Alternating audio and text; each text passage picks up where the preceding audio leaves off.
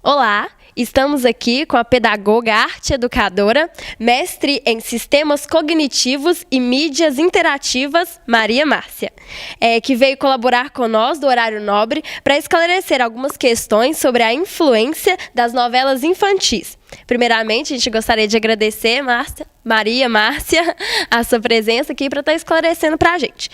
Maria, agora fala um pouquinho para a gente de qual dano que essa influência dessas novelas, dessa mídia em geral, pode causar para as crianças, né, no seu desenvolvimento. Bom, para a gente avaliar dano ou proveito, a gente está fazendo um pouco de juízo de valor, né? Então, vamos pensar. Quando a gente dá um estímulo à criança, a gente propicia para ela possibilidades, né, de contato. A criança, a primeira forma de aprender é em contato com o objeto.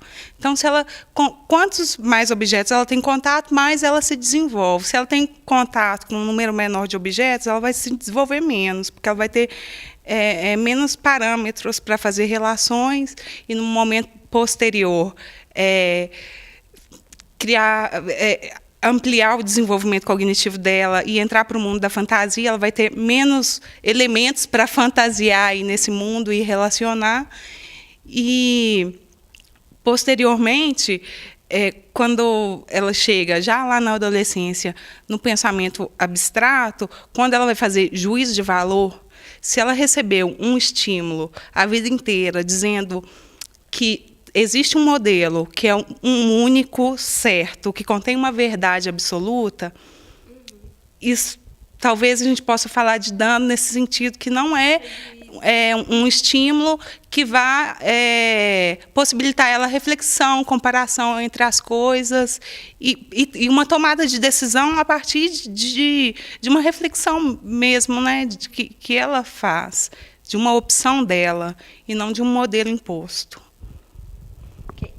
E até que ponto os pais dessas crianças, eles podem estar influenciando nisso, podem estar colocando barreiras, né? Podem estar ajudando elas nesse desenvolvimento, às vezes optando por não deixar eles assistirem alguma coisa, alguma telenovela ou algum desenho animado. Olha, o pai ele vai fazer o diferencial justamente nesse ambiente. Que tipo de ambiente que eu estou propiciando para o meu filho? Que tipo de estímulo que eu estou dando para ele se desenvolver?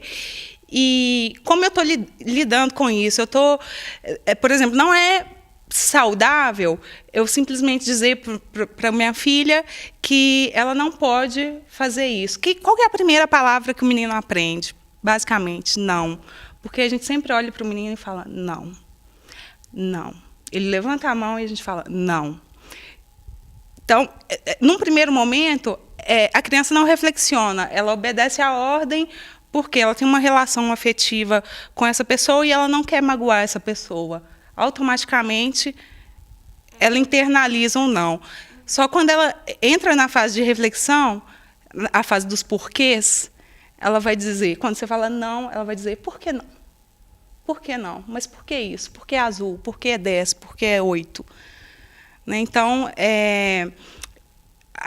se o pai trabalha com o menino de uma maneira imperativa, ele vai ter, possivelmente, problemas no futuro, porque alguém que foi sempre submisso em um momento, ele pode se rebelar. Mas se o pai tem o hábito de oferecer uma ampla, né, variedade, possibilidades, e deixar que a criança escolha. E pensar, por que a gente vai escolher esse? Né? Porque você quer o carrinho menor ou maior? O que o maior faz? O que o menor faz? Né? A diferença é só o tamanho? Qual é a diferença das cores? Então, sempre analisando todas as variáveis ali dentro de um objeto, dentro de um conteúdo de uma novela.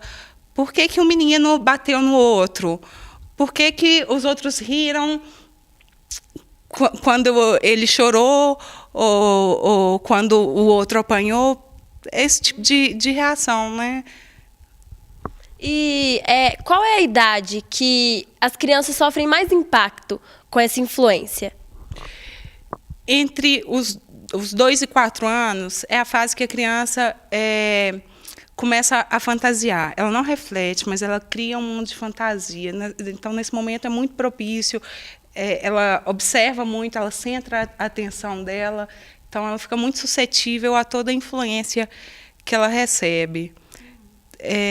Então, se ela recebe uma influência dizendo, né, afirmando que para ela ser feliz, ela tem que ter aquele carrinho, ela tem que ter aquela sandália, aquilo vai, né, é possível que quando ela chegue nos 12 anos, que ela já começa a refletir e ela começa a relacionar com as pessoas, entender a relação entre ela e o outro e precisar se afirmar para fazer parte de um grupo.